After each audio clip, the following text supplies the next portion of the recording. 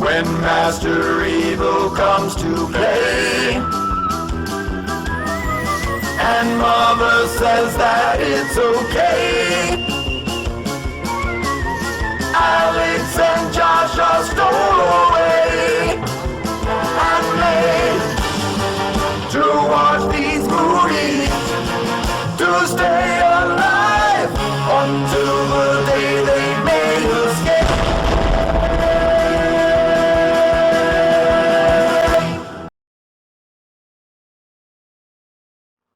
Hey everybody, welcome to a little sideshow from Trax. We're going to do a cool little discussion here with a really awesome person, Ryan Thomas Johnson.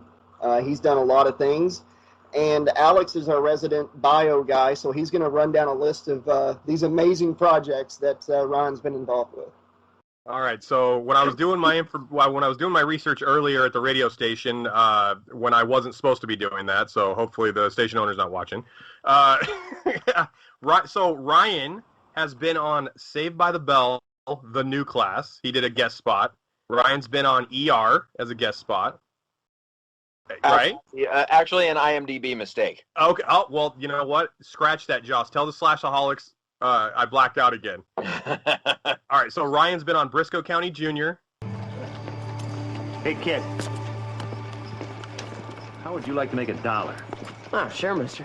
Okay, run up to this address on Nob Hill. Ask for a big tall guy named Lord Bowler. Tell him to meet me here, okay? My name's Briscoe. You got it, right away. Ryan is an avid keyboardist. He's been in mini bands in LA, right? A savant. Okay. Live shows, performing like theater. Do you do some theater, Ryan? I do. Okay. And this is the part of the bio that I was actually geeked out about the most. Puppeteering. I am a huge fan. Oh. Yeah, puppeteering. Did you learn or have any interest in puppeteering from working on Carnosaur? No. I would not describe myself as any sort of professional or learned puppeteer. I think what you probably saw was an internet show, or it was in reference to an internet show that I did with a buddy of mine years ago called Captain Ken's Corner. Yes. Which was like a parody of Blue's Clues. But it was a thing where these sock puppet characters interact with this guy, but it's really like a delusion in his head, and all the episodes are about drugs. Until next time, this is Captain Ken saying so long. Hey there kids, it's Captain Ken, and time to play with cookie friends. By the time you count to 10, it's time for Captain Ken. Pretty soon you'll have the chance to laugh and play and sing and dance. Who's that guy in the funny pants? You know it's Captain Ken. With the puppets and Function Bunny! Hang on tight, it's time for Captain Ken. And killing and stuff like that. So yeah, I was a sock puppeteer for Beautiful. I thought you said it was a parody of Blue's Clues. Right. Well, yeah. It's about drugs too, right? We found the bong. Maybe. We found the weed. Yeah. What is Blue trying to tell us? No, so Ryan, you were also in a movie with Michael Bauer, Nickelodeon's Donkey Lips, and the name of the movie was Captain Nuke and the Bomber Boys. Do you want to tell me why you were trying to blow up the boys' bathroom? Science, sir. Science, sir. He's gonna call my parents. Run away from home! And where am I supposed to stay? 3 boys in a little trouble are looking for an adventure. This must have been a great fire. Sorry I missed it. But what they discover... What is it? Looks like a bomb. ...will lead to the greatest adventure of their lives. This is FBI Special Agent Jeff Snyder here. We want school called off. And you better do it today, because if we have to go to school tomorrow, boo! Due to a financial crisis in the county starting tomorrow, there will be no more school. Is that what I'm supposed to tell the President of the United States? We could get whatever we want now. Oh, I'm sorry, Mr. President. Somebody else found the bomb before we did. Unfortunately, the Bomber Boys aren't the only ones who know where the bomb is. What are we gonna do, sell it? We're gonna blackmailed the city of Los Angeles. They threatened to blow up Los Angeles. That wouldn't help me carry California in the next election, would it? If you will tell me where that bomb is right now, I'll make sure that you and the Bomber Boys take all the credit. I might be a kid, but I'm not dumb enough to trust the president. But when the FBI tries to double-cross the Bomber Boys, they're in for the ride of their lives. FBI, I need this bike. Yes, sir. Hold it right there, FBI. Run! Captain Nuke and the Bomber Boys, starring Joe Mantegna, She's kidding. Joanna Pakula, Let's get started, okay? Martin Sheen, Prepare for action. Kate Malgrew, Joe Piscopo, Wonderful. and Rod Steiger. I hate to make speeches. Captain Nuke and the Bomber Boys.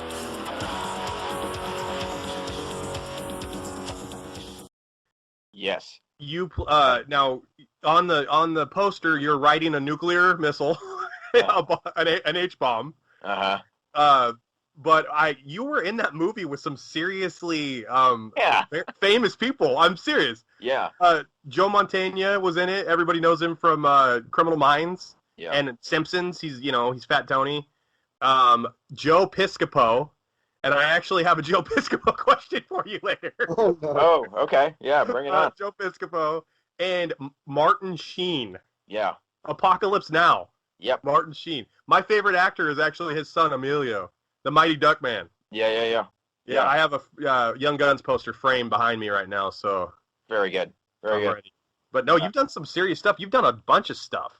I did some stuff. That Captain Nuke was the second Roger Corman movie that I did. And it was like their 300th movie, or so, it was like a 100th movie, so they decided they were going to spend some more money on it, which is why they got all these great names. Also in there was Rod Steiger, Kate Mulgrew. It was actually a lot of really great actors while they were in between better paying gigs. So it was like a few years before West Wing, a few years before Star for Kate Mulgrew, you know. But it gave me an opportunity to spend a month hanging out with those people and having an awesome time. Martin Sheen was one of the coolest people you could ever meet. I gotta ask, when you were on the set of Carnosaur 2, you were like, come on. I mean, I gotta ask these questions because actually, Alex doesn't know this. I used to like Carnosaur 2 was like my go-to monster movie back when I was a kid, checking out movies. So I love Carnosaur movies. I was writing stories. I was writing sequels to Carnosaur in like my 6th and 7th grade classes. Fan fiction for Carnosaur. Yeah, one I had a helicopter with an ejector seat, and my teacher's like, well, wait a second. Wouldn't that just like rip you to shreds, you know? So I had to like change it to a side ejection seat. I was just trying to think of cool ideas, and anyways, Rick Dean. Yeah. He did Carnosaur 2 and Carnosaur 3, which Alex hasn't been privy to part 3 yet. Neither have I. I've never seen it. It's you have. If you've seen Carnosaur 2, like half the movie is reused footage. Oh, there you go. Yeah, you're actually the star of part 3. Did you not know that? Oh. Mysteriously, I've not been paid. Rick Dean, though, I gotta ask, man. Yeah. Was he a pretty cool dude? Oh, he was great. I heard he passed.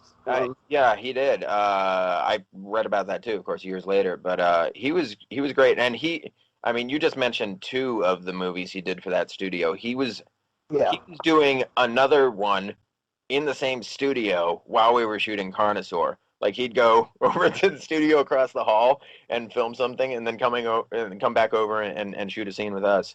But he did like I don't even know how many titles he had with that place. He did a ton of them.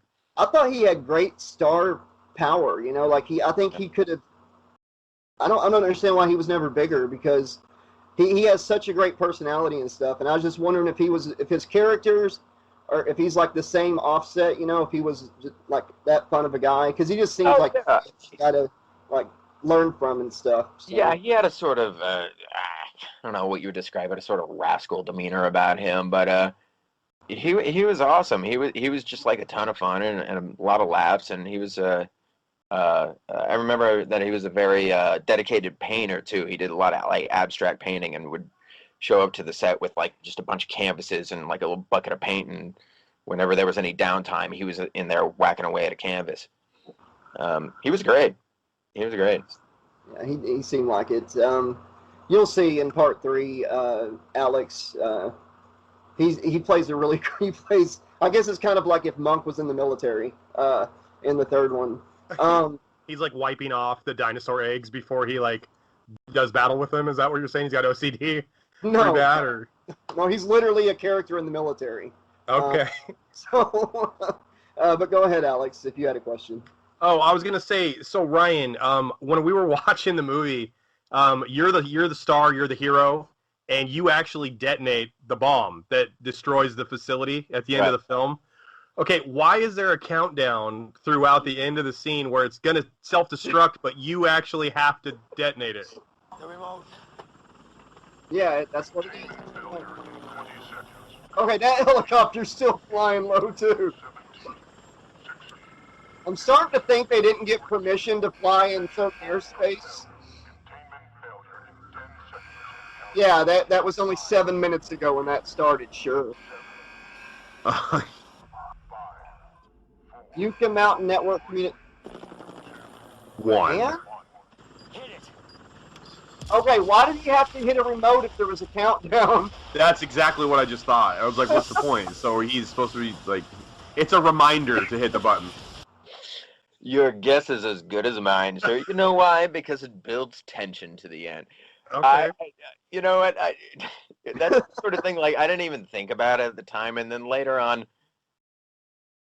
there's literally no reason for it. The whole idea is that there's going to be a nuclear meltdown, and we got to get out of here. Yes. Why plant dynamite at all? Right. If we're don't need it. If we're looking at a nuclear meltdown and we want to get rid of dinosaurs, just let them burn up in radiation. Why? I don't know. Okay, you know what? I actually love that answer because sometimes you'll give interviews, or you'll talk to somebody and you'll ask them a question, and instead of just giving a straight up, wonderful, honest answer, they'll try to be the director, the screenwriter was on set that day and he had this vision and, whatever, and then they'll just give you a bunch of crap. Didn't you hear Morgan Freeman in the scene before say the autopilot had been fixed in the helicopter? Yeah. That's how they survived the blast. Sure. Yeah. It was all there. I have to send him a clip or like timestamp it for him. But there was one scene in Carnosaur 2 where like the raptors or Deinonychus or whatever they're supposed to be trigger one of the dynamite, the trap things, the tripwires, and he didn't cut away to that, so it looks like the room that you're all sitting in just goes up in an explosion. Yeah, you guys are dead. You're just all dead. You little scamp, Jesse. Good job. You just blew up. Wait a second. They didn't cut away there, so it looked like that room blew up. Oops. Sitting there like talking to him, and it's like, boom! Just yeah. Jesse's like talking about his backpack with the Dodgers patch on the back, and that's it. That's the end, dude. He's dead. That's how you and the main guy bonded, then Dodgers, man. That's it. 45-minute long movie. You're done. I was gonna. No, the other question I had was like in the opening scene when they introduce your character, and you're kind of like. You're almost like the Artful Dodger almost in your personality. You're like kind of like, get that scamp over here, he's a hacker. Like, oh God, he's trying to drive the forklift, So now, was OSHA on set, Ryan, when you were operating the forklift? I did get a training session for like 15 minutes. Booyah! To show me how to properly operate a forklift. Hell yeah! When I started to like become an adult, when you're like you're like a teenager and you're looking for your first job or something. Yeah. Well, I had like no, of course, skills or experience when I was looking for my first job, but I would still put on my resume that I knew how to drive a forklift. Hell yeah! Just because of my 15-minute training session, and I was hoping that it was going to get me somewhere towards employment. You got video proof, man. Yeah, yeah. Look at me. There I am, driving a forklift. How many of your workers at that factory have taken down a Tyrannosaurus Rex with the forklift? Okay. Exactly. I know one guy. Yeah, his name's Ryan. Okay. I'm a capable person. A little trivia for you. You probably already know this. Alex didn't know it. Cliff D. Young, or Cliff Day Young, I don't know how it's pronounced. He played Brad Majors in a sequel to the Rocky Horror Picture Show. Oh yeah. So you didn't know that? Okay. I didn't know if he talked about that. Like if he admitted to that movie. But I like it. I'm a huge fan of Rocky Horror. So yeah. What's the name of that movie? I'm blanking on the name right now. Shock Treatment. Shock Treatment. Right. No, he was actually he was a musician. He was a singer in a band for some time, and I would talk about music occasionally with him. He turned me on to like some contemporary composers. He turned me on to like Steve Reich and stuff like that. Yeah. He did a duet with himself in that movie, Alex, and yeah, I'm not kidding. He played twins, and he did a duet with himself. Wow, that had to be interesting. I've never seen that film anywhere. I've never even seen it on the DVD, in Blockbuster back in the day. Never. It would have been a bigger deal, but like there was a strike going on in like '81, I think, when the movie came out, and they had to like really shrink their budget and change everything up. But it's not bad. It just didn't get coverage. Nobody really knew about it. It's a more of a cult thing now than it ever was back then, as far as fame goes. I gotta ask, how did you get the role? Because I mean, this is like the starring role. Audition for it. Just audition. Yeah, I mean, I'd been auditioning for years and had auditioned for the casting director for this studio a lot because, of course, this was a very busy place at that time. They were knocking out like 3 pictures a month for a while. And, keep in mind, this is an era where they're shooting everything on 35 millimeters. So it wasn't as, the Asylum will do, that in a week these days. But it was a lot longer process, and they just did a lot of movies. So Corbin did some good stuff with what he had, because that's probably why there's a lot of stock reused footage. The budget and stuff, but he did good workarounds on it. The only time in the sequel that I laughed about it, reused footage, and I've told Alex about this. I can't wait for him to see it. The main female lead in that movie, Carnosaur 2, the one that had like the black the black suit on with like the silver suspenders. Her death scene gets reused in Carnosaur 3 and in Raptor, and she doesn't even match the actress that's getting killed. Like not even like one's wearing white or something, and then it cuts to her getting her arm ripped off. Yeah. But yeah, your forklift thing gets reused a couple times. So. Oh, it does. Yeah. No idea. Yeah. I'll actually sit around and watch 3 and Raptor at some point. Hey, man, Ryan, you should be on the show and just watch it with us for the first time. We could be Raptor virgins together. Yeah, you proposed that. I don't know if I could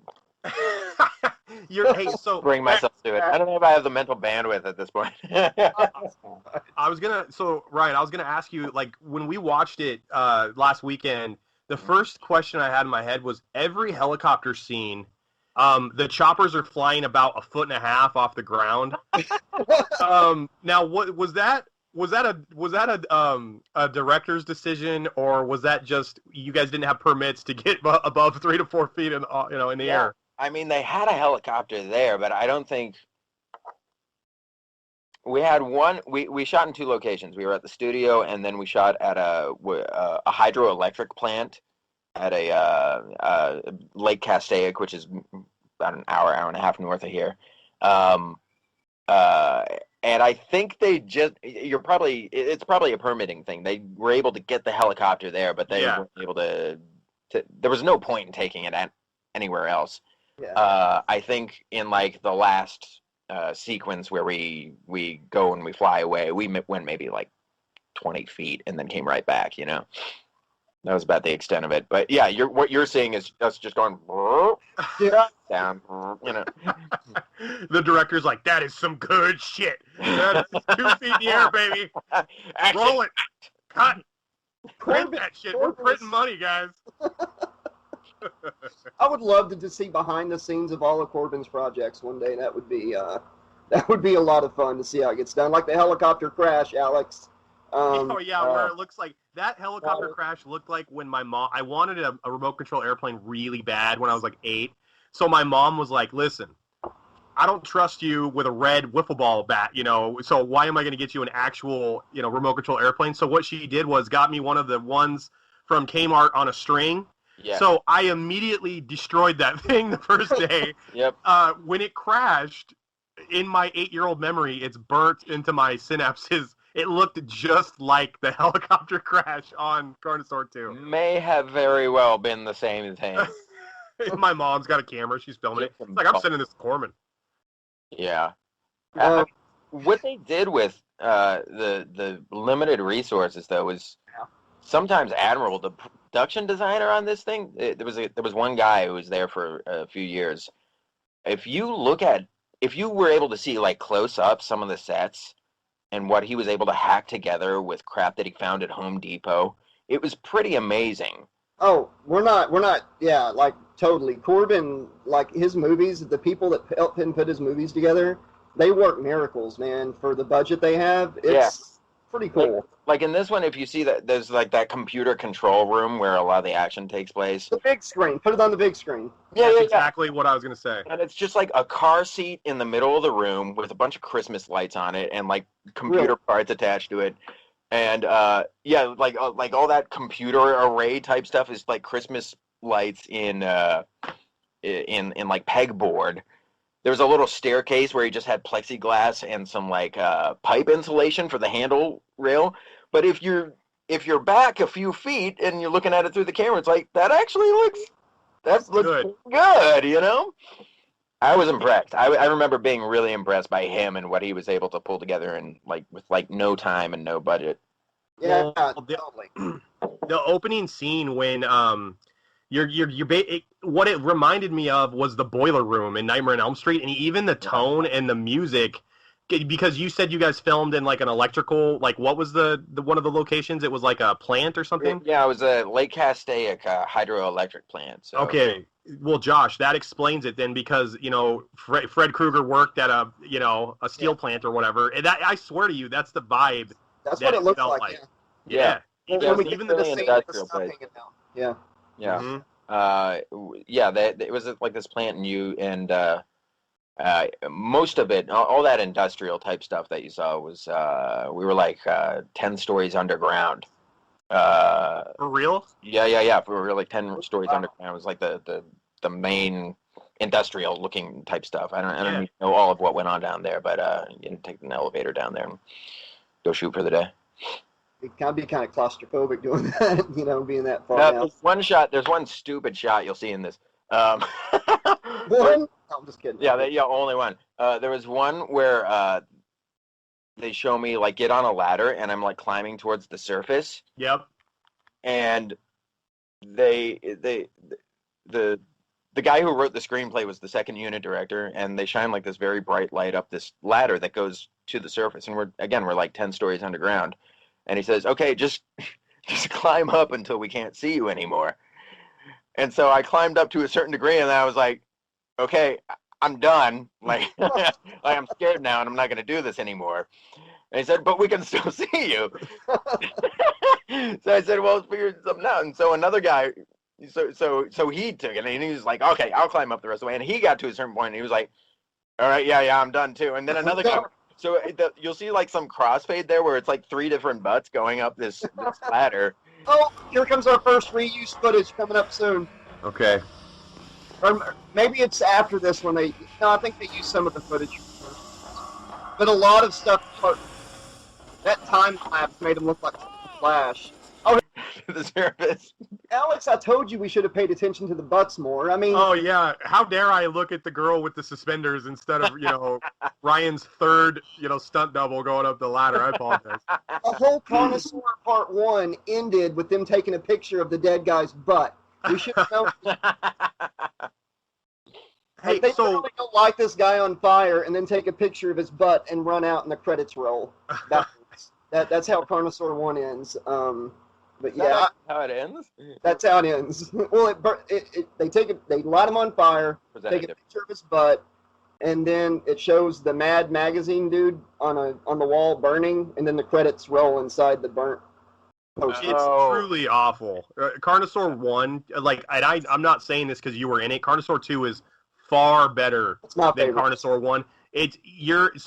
Carnosaur 2 is like a popcorn flick. It's like you don't really have to. It's faster paced and the cuts are better. It's just a better made movie. Carnosaur 1 is terrible. When that lady started having a dinosaur baby out of an egg and she's like giving birth and she's doing like Lamaze class by herself, I totally was like, this is the shittiest movie I've ever seen. Worse than Ghoulies almost, Josh. Ghoulies almost, yeah. Ghoulies, Troll 2, Carnosaur 1. Those are the movies. Ghoulies is sacred to someone. Well, every time we say Ghoulies, this narrator from and there he goes. You happy, Alex? There he is. Oh, yeah. And so it begins. In the beginning. No, halfway through Ghoulies, a narrator shows up. He's not there in the beginning of the movie or anything. Just halfway through the movie, there's a narrator. Just out of the blue. Yeah, Ryan, we were like 17 minutes into Ghoulies. There's no narration. There's no nothing. All of a sudden, this guy just goes downstairs, and now there's a narrator. No reason. I don't even know why. It had begun. Exactly. That's amazing. I got to tell you, man, we're a little disappointed in your character because they gave you 5, and you took like 20. He's got 5, and when you go save Reed. Who, by the way, has the strongest back in Hollywood history. Yeah, he should be dead. He was walking just fine. Jesse's kind of like, holding him up a little bit, but he's straight, dude. He's good. Well, fortunately, he fell 2 stories into a pile of mattresses. Right. And when the T-Rex fell, we're like, it's okay. His son's going to go in there, and they're going to give him 5. Right, there you go. Well, dude, Ryan's character, Jesse, was like a rebel, so when they said 5 minutes, he's like, fuck that, I'm taking 10, bro. Right. Yeah, seriously. All the time in the world. I'm going to get in this slow forklift and have a slow battle with a dinosaur, which is going to blow up anyway, but I want to do it. It looked like you were playing with your pet T-Rex, like he was. It was cute. It was actually cute. It's like, Alex was like this action-packed sequence, and then getting the thing, it's like, yeah, the T-Rex. That's what I said. Yeah, dude. I said that during the movie. I was like, it looks like Jesse knows he's trying to kill the T-Rex, but the T-Rex just thinks they're playing. like when you wrestle with a dog or something, Right. The T-Rex picks up a canister with his mouth, just throws it at him. Go fetch. I think the dinosaur just thinks they're playing. I don't think the dinosaur realizes that if it loses, it's gonna die. Pushing it.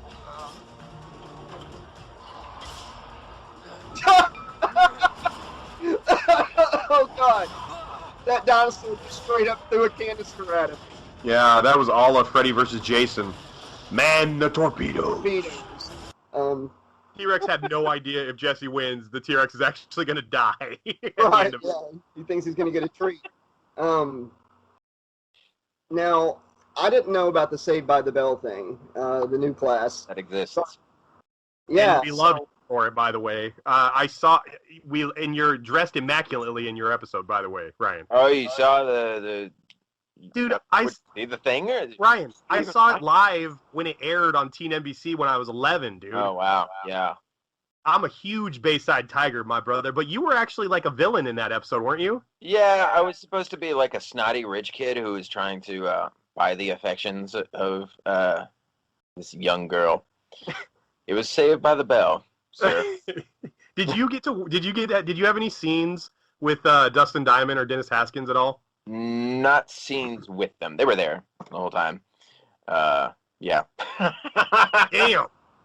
Dennis Haskins just seems like this guy that's just happy 24 hours a day, like smile on his face constantly. Everything I've ever seen him in, every interview, when he's standing behind the camera, he just seems like a genuinely nice guy.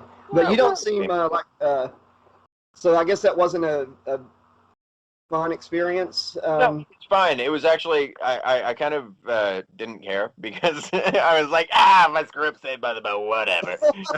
It's the class, right? No. Right. No, I mean, it was fun. It's just, it's another one of those things, like, it's super weird to have been in this thing that is such this pop culture standard now. There's a thing here in LA where there's they recreated the cafe, the restaurant. Yeah. Max. Max. Yeah, they've recreated it, and it's now like an operating place. And when it first opened, like, a bunch of people I knew were going and taking pictures with themselves at the Max, and it's like, it's weird that taking pictures in a place that was like a temporary workplace for me. Hey, so Josh, you know how you were talking about Mr. Belding? That guy had no freaking clue when he was cast for Miss Bliss, like in 1985 or whatever, with Haley Mills. He's probably like, oh shit, man, I'll get my SAG card again. This is gonna be great. He had no clue he'd still be making Saved by the Bell money like 30 years later. No way he knew that. It's crazy. And then that reunion, working there doing that thing for I don't know how many years it was on. It had to be like, I don't know, what was it, like 6 years? 2000, right?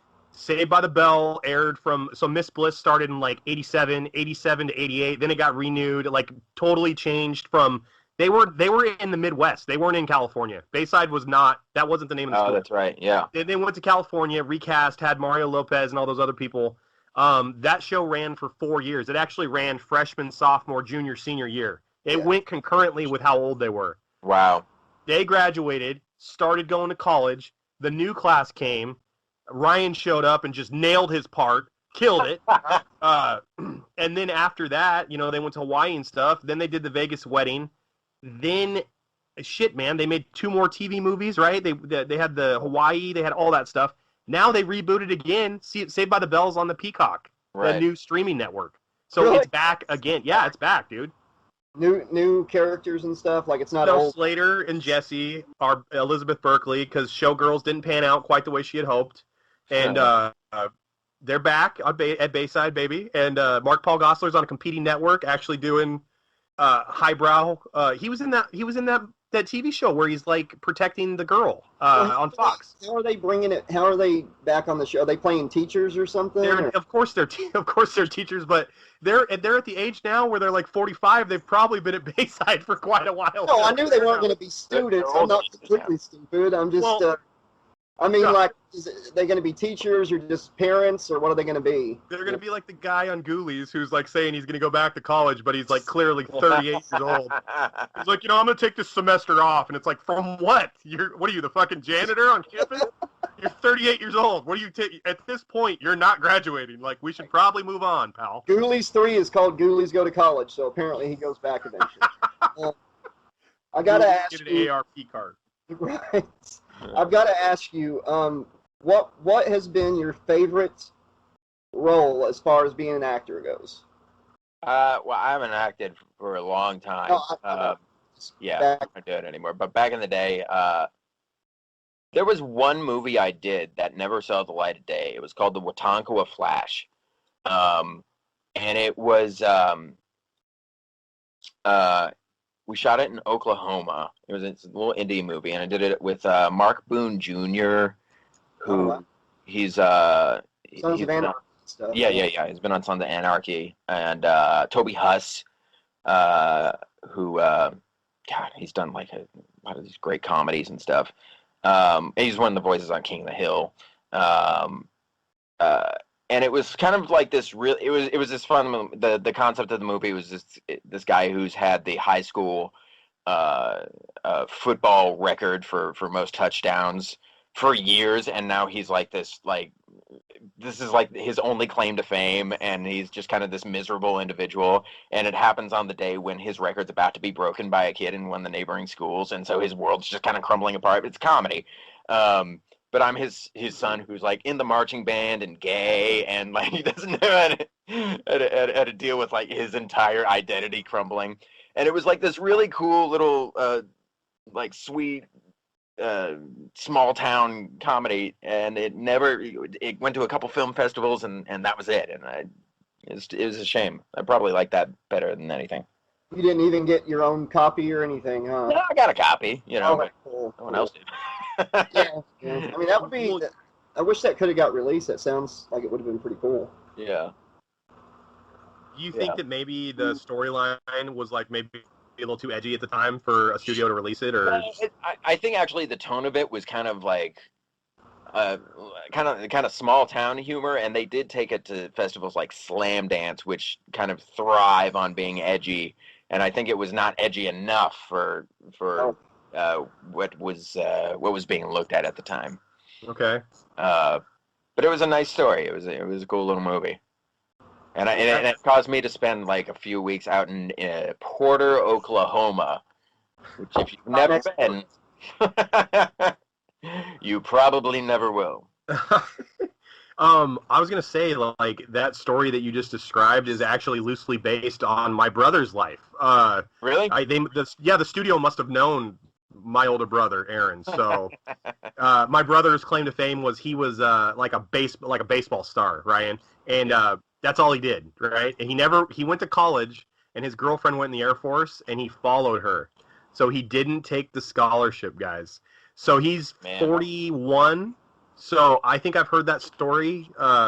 What is that? 23 years ago, times 365, 365 days in a year. I've heard that story thousands of times, and it never gets old, guys. They're gonna make a script about him. There was a record book for my high school, and he was omitted from it. They forgot to put his name in there. Oh, no. Yeah, he lost his mind, dude, because that's like his thing. That was his one thing. Oh. Yeah, what are you gonna do? Yeah. What are you gonna do? Right. So, what is Ryan Thomas Johnson doing these days? I'm a musician and a composer. Done some little bit of composing for TV. Had bands I played in since I was in my 20s, since I could get into bars. Calico. Calico was the first one.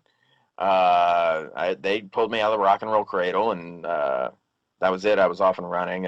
For years, my baby project was Uber Band, which was just an opportunity for me and friends to be nutballs as much as we could. I'd paint myself and run around in underwear, and we'd do like these prog rock punk things and just create as much chaos as we could. I painted myself and ran around in underwear too, but that was because I was a pro wrestler. 10 years. I really was, but Were you a pro wrestler? Yeah, I was a pro wrestler for 10 years. Yeah. No, for 10 years, that's like a portion of your life. Yeah, I ended up a rookie broke my back botching a move and ended it for me. Whoa. Yeah. Sorry to hear that. What was your name? What was your stage name? Alex doesn't know this, but I started out as Flash LaRue, and I had lightning bolts painted on my eyes, and my own hometown booed me. So a metaphor somewhere. So I became VIP Victor Ivan Price, a hill, and that just evolved into VIP Josh LaRue, just a stuck-up, better-than-you hill, like a Shawn Michaels, Ric Flairish type thing. Nice. But yeah, it was fun, man. You said put on underwear and run around with face paint, and I automatically went to pro wrestling. So I'm sorry about that. I didn't mean to throw that in there, but no, that's all right. You're like, yeah, I've had my hour of freedom too. Ryan used to have the Money in the Bank briefcase back in the day, dude. He was gonna cash it in on you, VIP. I had a couple belts. I had a $1 million type belt. It's called the VIP Championship. Like the $1 Million Man had his own belt. Yeah, nice. But yeah, I saw something about voiceover work or something like that. Yeah, that's the only thing I still do. I do some voiceover work, commercial type stuff. Up until Pandora recently got bought out by Sirius, I was one of their commercial voices, so I just did a ton of stuff for them, and yeah, a lot of commercial stuff. Awesome, man. Yeah, and I've composed a musical recently. That's the thing that I've been busy with the past couple of years. We just did a run of the show. It's called Deadly. We did a run of the show here in LA back in September. And there's a university in St. Louis that's going to be putting it on now in the middle of COVID, but it's probably going to be over Zoom. they're just now kind of figuring out how they're going to pull this off. But no, it will happen. And I'll let you know. I think it's going to be for just people involved with the school. Yeah. But it'll be good. It's because we did our run of the show, and you get something up on its feet, and you realize like, this whole section doesn't work. This song shouldn't be here, and so it's giving us a chance to like tweak it and work with some people who have they're not doing anything but studying theater. They're just going to be doing this right now, and so it'll give us an opportunity to fine tune the show. That's and really we're probably going to do it again with another school in Chicago once the plague is over. That is really awesome that they're doing that with your play. Yeah. Can you tell us about the story? Yeah. You guys follow like true crime serial killer stuff at all? Yeah, I actually listened to. I went to sleep last night to a Ted Bundy documentary, and I like woke up and like, what the hell? Right. Nightly, seriously. Yeah. I'm the same way. So if you ever heard of H.H. Holmes? Oh yeah, one of the first serial killers ever. Yeah. Right. So this playwright who I'd worked with before on another project said, I want to write a show about the crimes of H.H. Holmes, and I think I want it to be a musical. And I am not much of a musical theater buff, but I was like, oh, okay, I can't say no to that. We discovered what appeared to be the forearm of a human being. Some say we were just victims. Some say we were just husbands.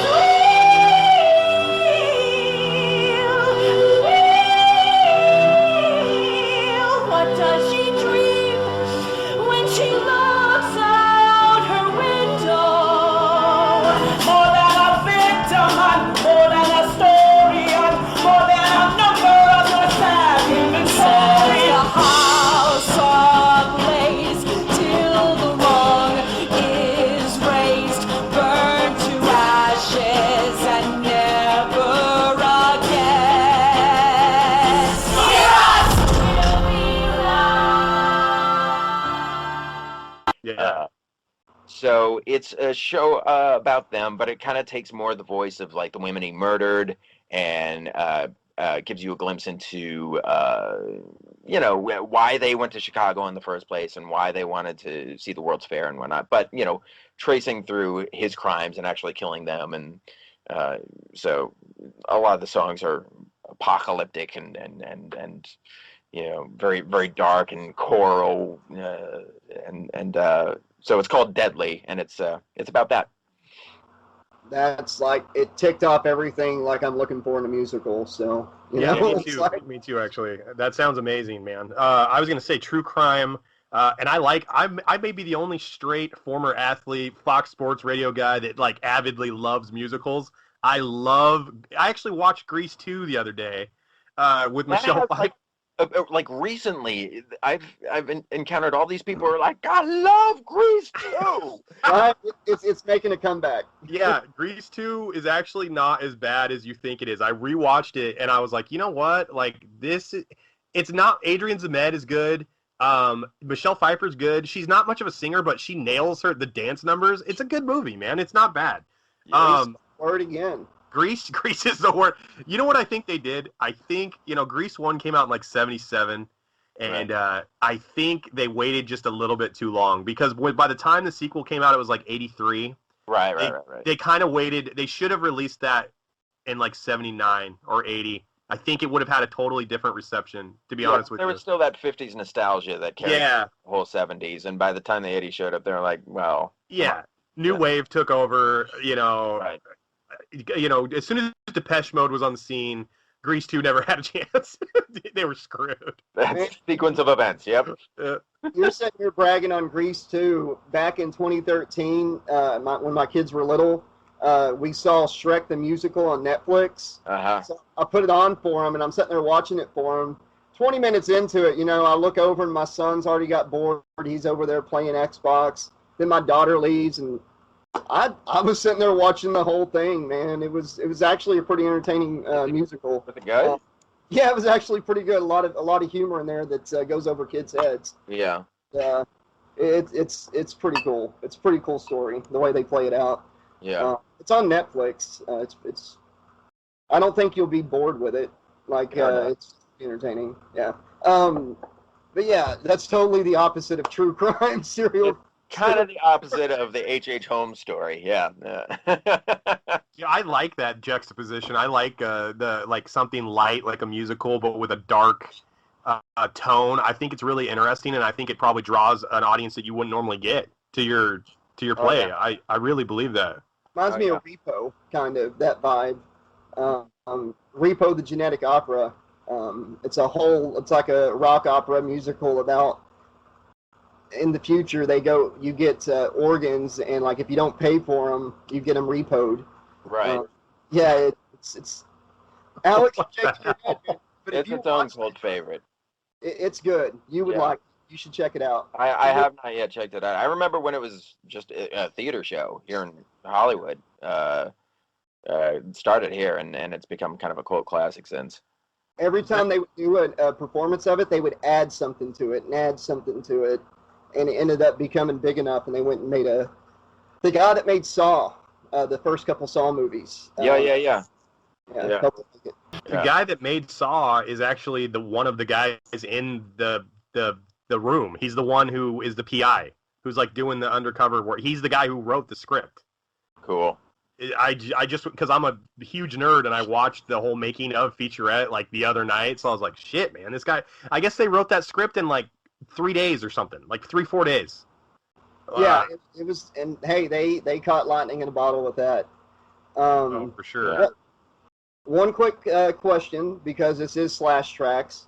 What is your all-time favorite B horror movie? My all-time favorite B horror movie?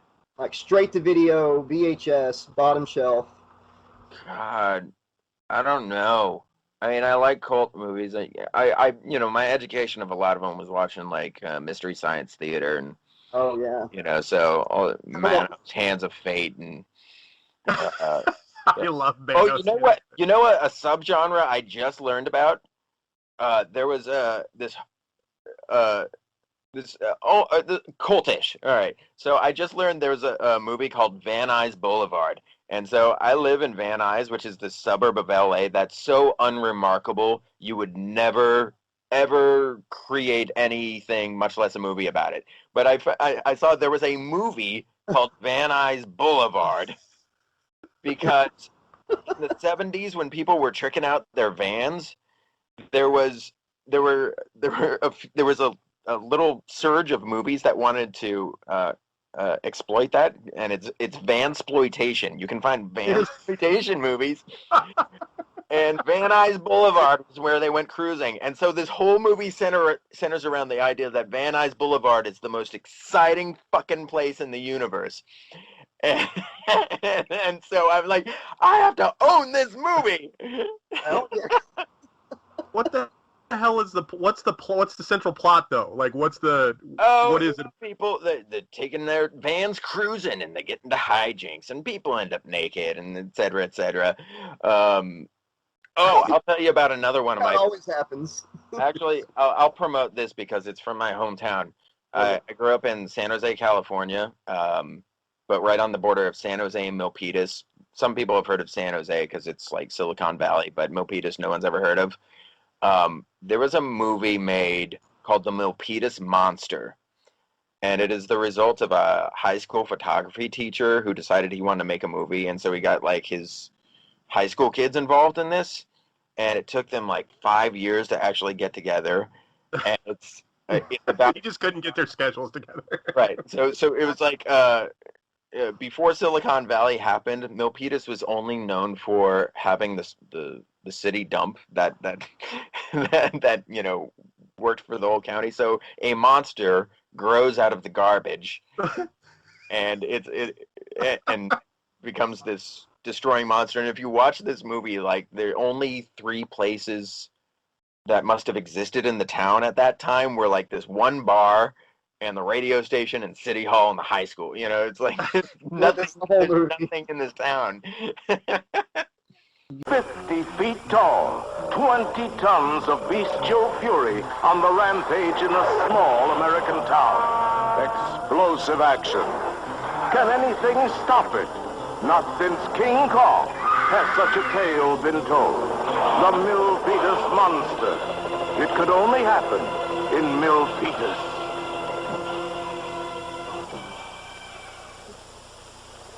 Was the monster made out of old Atari ET cartridges? Because they were... Might as well have been. Atari wasn't taken over yet. We're going to have to watch that, Alex. That sounds like exactly like right up my alley. And when he said that, it reminded me of the Bloodsong movie with Frankie Avalon that was filmed in my hometown. Ryan, there's a horror movie it was like right after Jaws 2. So the girl who starred in Jaws 2 and Frankie fucking Avalon, who was in all the Back to the Beach 1960s movies with Annette Funicello, he's a killer. And before he kills people, he's Frankie Avalon. I thought he was a killer anyways. No, he's the killer, dude. And he actually plays a flute before he kills people. So the movie is called Bloodsong. Of course he does. It's called Bloodsong. What other way is there to kill people besides... It's on YouTube, man. And back when I used to drink, before I got sober, dude, I was obsessed with this. I was like, this movie is filmed in my hometown. I'm going to the fucking pizza parlor where they filmed it. I'm going to eat in this booth, and I'm going to watch Bloodsong on my phone at the same time, dude.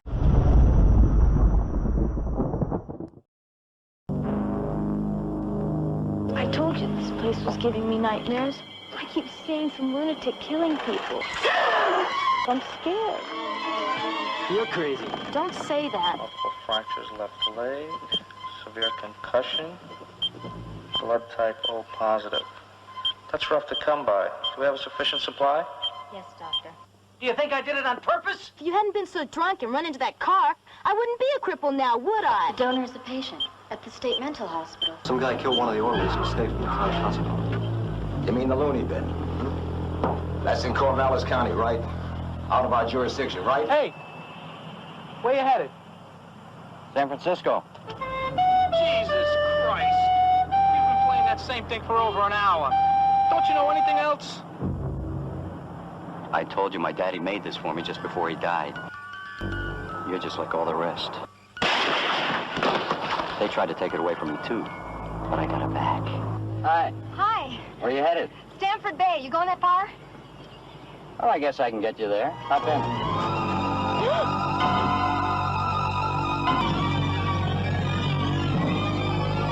Hello, pretty girl. And you were really weird. You think someone was following you or something.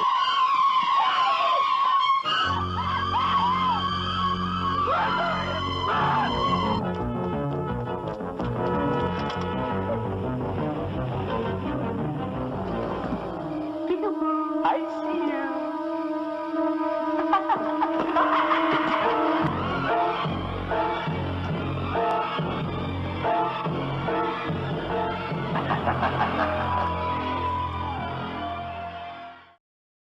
That's amazing. Oh, Frankie Avalon. What is your hometown? So I'm from Coos Bay, Oregon, which is like 2 hours from California. Right. It's a coastal town. Yeah. It's very it's exactly what you would think. It's a small town, coastal town. Every house looks like it needs a coat of paint. Right. Townies are everywhere. It's very unremarkable. There's not a lot of stuff going on. Right. But Frankie was there. That's amazing. And yeah, Coos Bay, of all places to choose. Steve Prefontaine is from Coos Bay, so that's like he was like Oh, really? Yeah, Steve Prefontaine was from Coos Bay. He's a huge, long distance running icon. Yeah. So that's basically what Coos Bay is known for, is him, and not Bloodsong, coincidentally. Unfortunately. Yeah, I know about it though, dude, and this movie is public domain, Josh. We could watch it on /Trax. Yeah, we'll do it. Yeah. I'm gonna put information. I'm gonna try to find information on both of these movies and put it in the description for people to check out. Find somebody to check them out. And you said yours was on YouTube. Yeah. Oh yeah. Bloodsong's on YouTube. And is there, if the movie that you're talking about is available anywhere? The Milpitas Monster, you can just see the trailer on it. I had to like send away for a DVD, like from the filmmaker. Damn. It was just like this oddity that my parents had always told me about. Like, there's this movie, and it's the most ridiculous thing.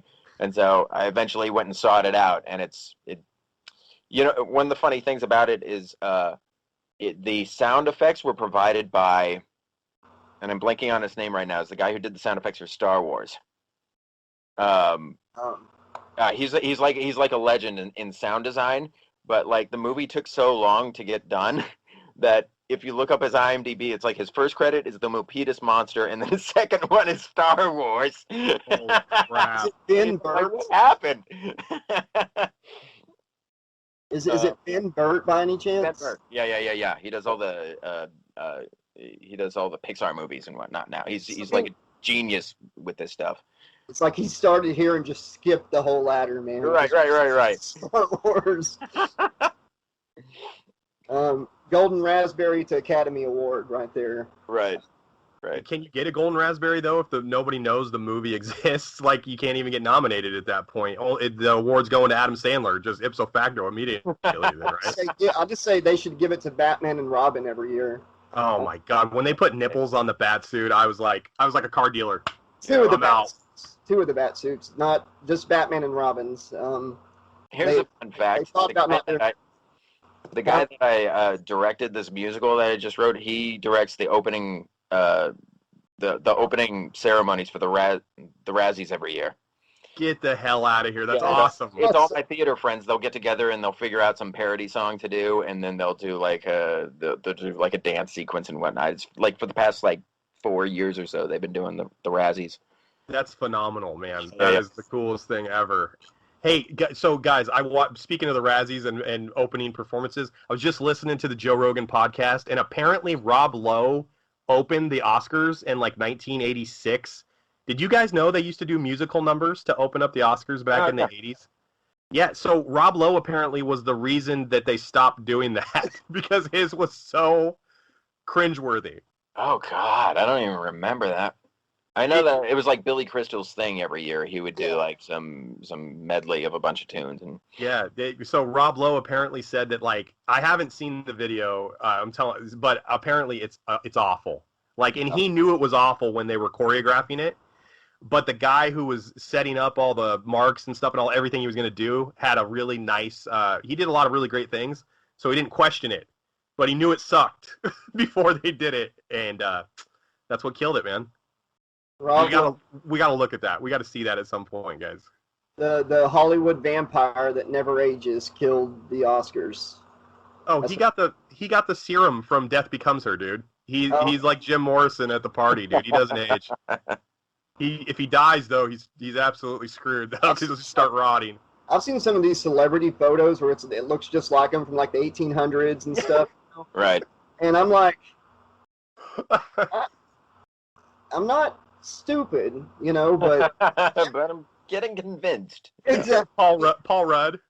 Did you guys ever see the photo of Paul Rudd? It's like Paul Rudd, age 45, and then it says Wilford Brimley, age 45, and it has their faces right next to him. And Paul Rudd, dude, looks like he just came off the set of Clueless. Looks phenomenal. Right. Wilford Brimley looks like he's on the TV show Our House in the 80s. He's he's the manager on The Natural. He's old as shit. He's ready to be on Cocoon. So Paul Rudd is like the fast food picture on the menu, and then Wilford Brimley's what the food is when you get it. Is that what you're saying? Yeah. This is the face before meth, and this is the face after meth, basically. And we just lost him recently, man. Yeah. R.I.P. Wilford. Yeah, he was a He was he scared kind me. of a badass. He was like a security guard for Howard Hughes. He was Get like the hell out of here! Really? Yeah, he was. Yeah, I That's wouldn't fuck with him. awesome. Yeah.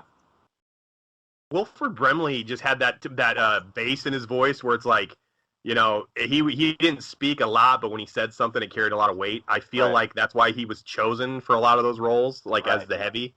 You know what I mean? Like When he was on TV telling me to buy stuff, I was like, yes, sir. And I went and bought. Right. You know, I'll buy I it for it right now, sir. Yes, absolutely. I'm getting some Quaker Oats today. That's Quaker Oats are exquisite, by the way. I eat oatmeal every day. It's delicious. That's why it's still on the market, Josh, because it's fucking delicious. Okay, he sold rice cakes one time. Are you gonna say those are delicious too? Well, you give me some Nutella or some good peanut butter or something, maybe we'll talk. But I don't want to dry my freaking mouth out with rice cakes, dude.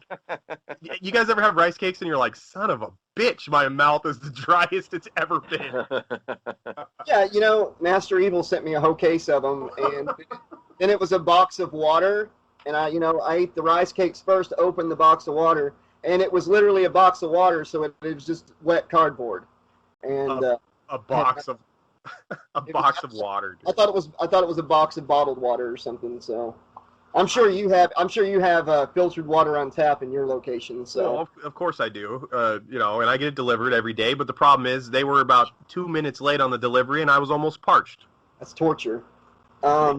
Craft services has been shit lately. Master Evil doesn't send over the good stuff. I actually had to make my own sandwich the other day, Josh. Wow, you've got it so bad, man. Yeah. Yeah. Okay.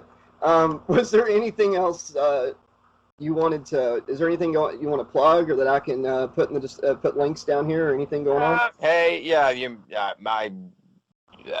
I will compose music for anyone who wants to pay me. RyanThomasJohnson.com if you want to go listen to some of this stuff. Yeah, that's all I've got. Other than that, I'm in quarantine, trying to exercise. You know. I got to quit pointing down whenever I say in the, you know, the link's going to be right down there. You know, I'm just going to say it's going to be in the description. You always do the crotch, like in the bio down below. Check out the bio. Well, before we wrap this up, man, first off, thank you so much for chilling with us. This has been, I didn't even realize an hour had gone by.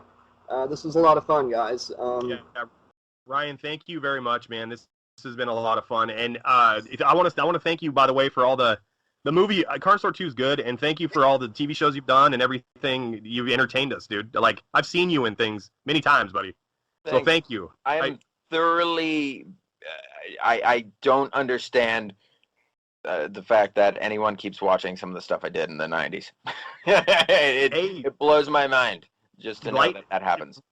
I was going to be, but I want to be real for like 2 seconds. I'm not trying to drop a punchline. Yeah. You know, when I grew up, I had a pretty rough childhood. So some of the shows you guested on or some of the things you've done helped get me through some of that stuff at home. So thank you. I appreciate it, dude. Yeah. Thank you. Wow. Thank you. Yeah, those, man, I got to say something similar here. The reason that I was such a big fan of B movies and stuff growing up was a similar, it helped me escape from a lot of stuff that was going on, deal with depression and other things like that, and picked on at school, stuff like that. When I'd get home, I could escape into these movies. So yeah, man, thanks a lot, because for some reason, you know, Carnosaur 2 is engraved on me for the rest of my life. It was my favorite one as a child, so wow, thank you so much for that, man. Seriously. Wow, thank you, man. It you know, blows my mind. That's awesome. Thank you. Thank you. And there's only one other thing we can really ask you, man, if you could do us a solid. Oh yeah, what's that? Do you think there's any way you could like get us rescued from Master Evil? Because we're like kind of stuck here, having to watch bad movies all the time, and you know, we thought we'd talk a while, and maybe you'd, you know, maybe help us out. Oh yeah. So you have to do this, is what you're saying. And he's forcing us to do it or die. Yeah. Yeah. It's really, I mean, I kind of felt like I had a choice at the beginning because he was a little nicer to me than Josh, but when he chained my foot to the laptop, I kind of realized shit was getting serious. So, Right. what do you think? Yeah, I would. I'd really like to help you guys out, but I'm not going to. Yeah. Okay. Yeah. Well, I mean, that's. Can you at least put a good word in for us with him, if you ever bump into him at any point? Should I actually bump into him? I'll see what I can do. Okay. Yeah. All right. Hey, right, you swing it 100% of the ones you don't. You get in the box. You take your cuts, Josh. Yeah. No promises. No promises. Okay. Well, that's something. All right. You guys have a great night. Thank you.